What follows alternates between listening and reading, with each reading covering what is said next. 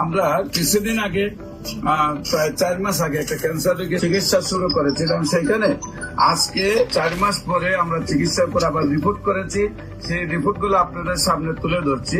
বিশেষ করে আমরা এখানে বর্তমানে লিভারের যে অবস্থাটা থাকলে প্রায় 14 পয়েন্টের উঠতে গেলে আমরা লিভার ফাংশনটারে প্রাথমিকভাবে ক্যান্সারে বা আলসারে ক্ষতিগ্রস্ত মনে করি। সেইখানে রিপোর্ট করার পর টোটালি আল্লাহ রহমতে এত ভালো আসছে যে 4.3।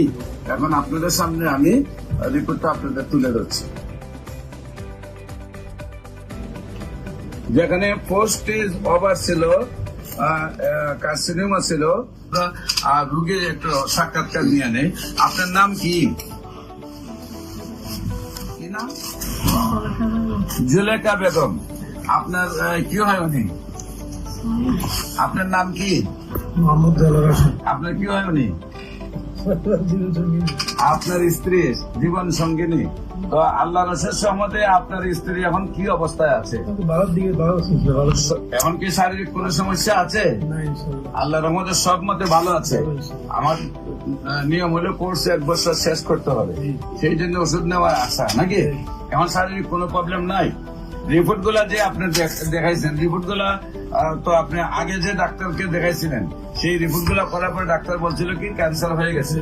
এখন আল্লাহ রসের থেরাপিও দিচ্ছেন, কেমোথেরাপি, রেডিওথেরাপি দিয়ে কি শারীরিক সুস্থতা আসছিল?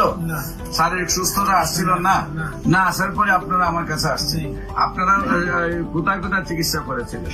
আমরা ঢাকায় করেছি। কোন জায়গায়? ঢাকা করেছি, কিন্তু ডেল্টা তো নিছেন, কিন্তু সুস্থতা আসে না।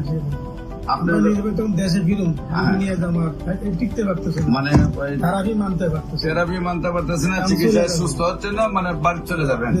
আচ্ছা, এলোপ্যাথিক এই পর্যন্ত আপনি কত টাকা খরচ করছেন হিসাব রাখছি? আমরা একটা আইডিয়া কতদিনে খরচ করছেন?